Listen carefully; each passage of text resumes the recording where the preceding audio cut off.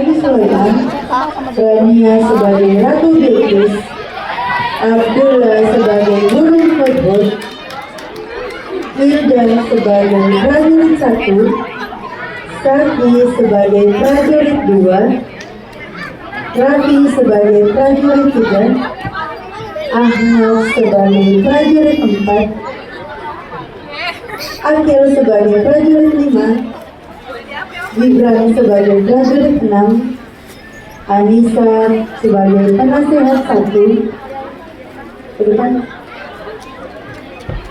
Ayuni sebagai penasehat 2, Abisa sebagai utusan, Aan sebagai orang sakti, Aufar sebagai jin ifrit, Mira sebagai semut 1, Rafa sebagai semut 2, Imam sebagai semut 3, Aca sebagai semut 4, Elif sebagai semut 5, Hafiz sebagai pembesar 1, Bilal sebagai pembesar 2, Alfian sebagai pembesar 3.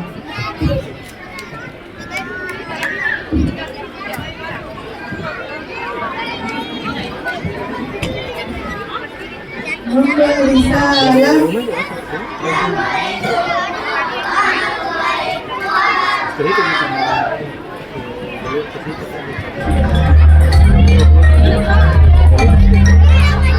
Nabi Sulaiman adalah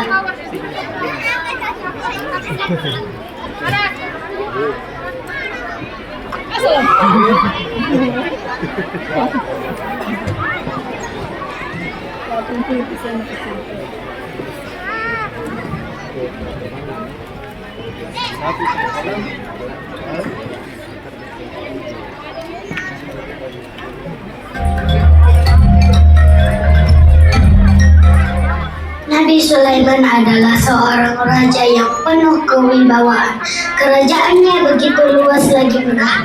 Ia dikaruniai Allah mukjizat yang tidak dimiliki oleh nabi-nabi lain, yaitu bisa berbicara dengan golongan hewan dan menguasai bahasa binatang.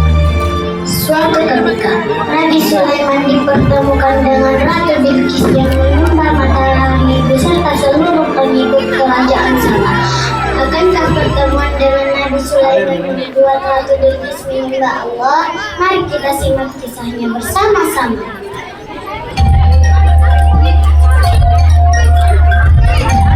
Nabi Sulaiman mengadakan pertemuan besar, namun burung hudhud belum hadir dalam pertemuan itu. Di manakah burung hudhud? Kenapa dia tidak kelihatan? Maaf, Baginda Raja, kami tidak tahu. Padahal dia punya tugas penting. Semoga burung hudhud segera datang, Baginda. Burung hudhud tiba-tiba datang dengan tugas yang bersenang-senang. Ampun Baginda Raja, aku terlambat. Kenapa kau terlambat? Aku baru melihat saja kerajaan Saba. Kerajaan itu sangat makmur dan ditentang oleh seorang ratu bernama Bilqis. Tapi kenapa? Mereka menyembah matahari. Apakah kau tidak bohong? Aku tidak berbohong.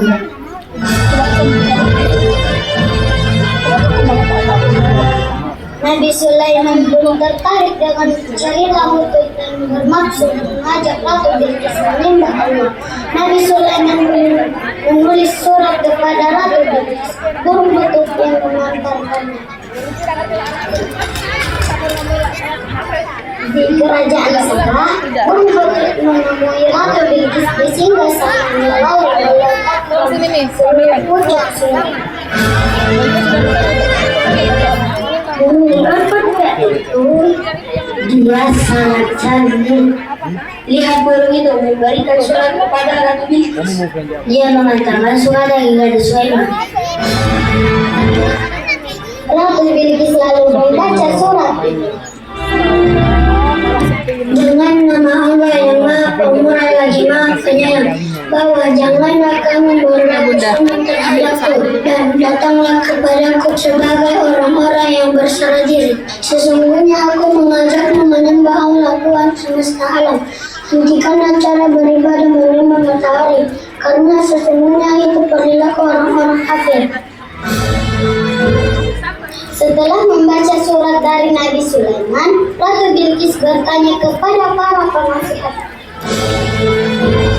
Hai para penasihatku, untuk menyelesaikan masalah ini, kita adalah orang-orang yang memiliki kekuatan dan juga memiliki kekuasaan. Apapun perintah Ratu akan kami laksanakan. Baiklah kalau begitu, bawa urusan kesin cepat. Baik Ratuku. Datanglah utusan tersebut. Wahai Ratuku, ada apa hamba diminta menghadap? Antarkan surat dan hadiah ini pada Raja Sulaiman.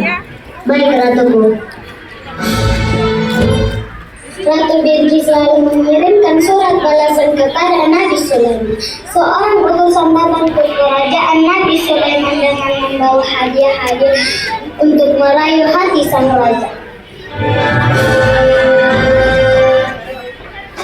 Ini surat dari Ratu Bilqis dan hadiah-hadiah ini untuk Raja Sulaiman. Bawalah kembali hadiah ini. Kenapa wahai Raja? Apakah patut kamu menolong aku dengan harta? Maka apa yang diberikan Allah kepadaku lebih baik daripada apa yang diberikannya kepadamu. Tetapi kamu merasa bangga dengan hadiah. Utusan pun kembali ke kerajaan Sabah. Ratu Bilqis pun akhirnya berniat mendatangi kerajaan Nabi Sulaiman. Kabar itu lalu diketahui Nabi Sulaiman.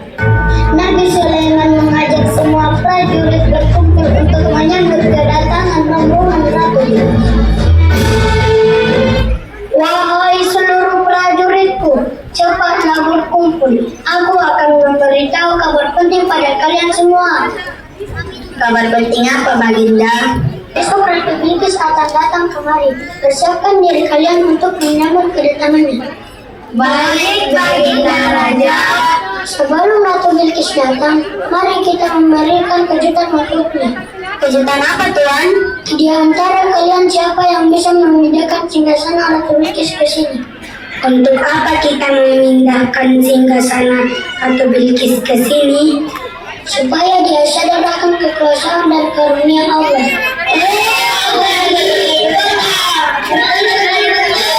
Saya sanggup, Baginda Raja. Saya akan datang dengan membawa singgasana itu kepada Baginda sebelum Baginda berdiri dan dapat duduk.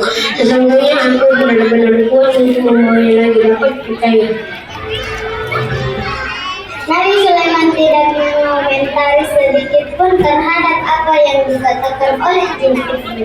Tampak ia menunggu tanggapan lain yang mampu menghadirkan singgasana Ratu Bilqis yang lebih cepat dan itu. Nabi Sulaiman menoleh kepada seseorang di sana yang duduk di atas naungan, seorang yang mempunyai ilmu dari Allah. Saya akan membawa singgasana itu kepada Baginda sebelum mata Baginda berkedip.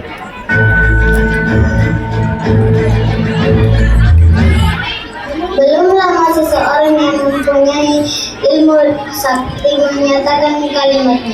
Singgasana itu muncul di hadapan Nabi Sulaiman. Ia mampu menghadirkan singgasana itu lebih cepat atau lebih sedikit dari kedipan mata ketika itu tertutup dan terbuka. Al-Quran hanya menggarisbawahi bahwa orang itu mempunyai ilmu dari Allah. Ini adalah termasuk karunia Tuhanku untuk mengujiku. Apakah aku bersyukur atau mengingkari akan nikmatnya?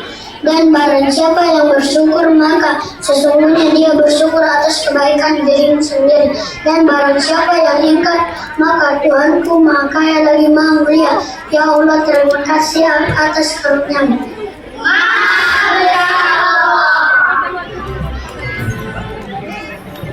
Semut-semut sedang berlalu lalang. Nabi Sulaiman menyuruh para semut untuk menepi agar tidak diinjak oleh Ratu Bilqis dan rombongannya.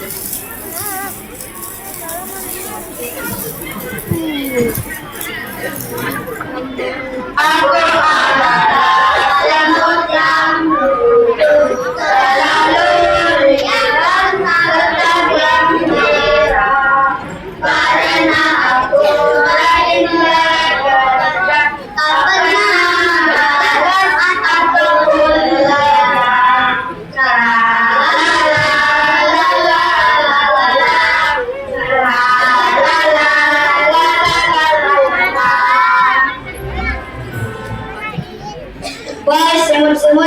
salah kalian menepi? Mengapa kita harus menepi? Sebab rombongan dari Nabi Sulaiman dan Ratu Bilqis akan lewat. Mereka tidak akan sadar bahwa kita akan terinjak oleh mereka. Oh tidak, bagaimana nasib kita sekarang? Hai semut-semut, menepilah agar tidak terpijak oleh kami. Baik, Raja. Ratu Bilqis pun datang. Ia sangat takjub dengan pemandangan di tempatnya. Singgasana di sana mirip sekali dengan yang dulu. Wow, megah sekali singgasana ini. Mirip sekali dengan singgasanaku. Singgasanamu kupindahkan kemari. Ratu Bilqis pun semakin kagum dan heran dengan mukjizat Nabi Sulaiman yang bisa melakukan itu semua. Ia lalu berjalan di atas lantai kaca yang ia pikir adalah lantai penuh air. Ratu Bilqis mengangkat gaunnya karena takut basah. Tidak usah diangkat, itu bukan air. Benarkah? Benar, Ratu. Inilah bukti kekuasaan Allah. Ya Tuhanku, maafkanlah aku tidak mengenalmu. Matahari yang sama ini aku sembah, bukanlah Tuhanku. Ya Allah, janganlah lindungilah aku. Aku berjanji akan bersabari kepadamu. Terima kasih sudah membuka pintu hatiku. Maka sejak saat itu pun, kedua kerajaan saling menjalin hubungan bersama. Dengan pendekatan yang halus dan penuh kesabaran yang dilakukan oleh Nabi Sulaiman, akhirnya Ratu Bilqis mau menyerah Allah dan mengharuskan penduduk Saba meninggalkan matahari, lalu bersama-sama menyembah Allah.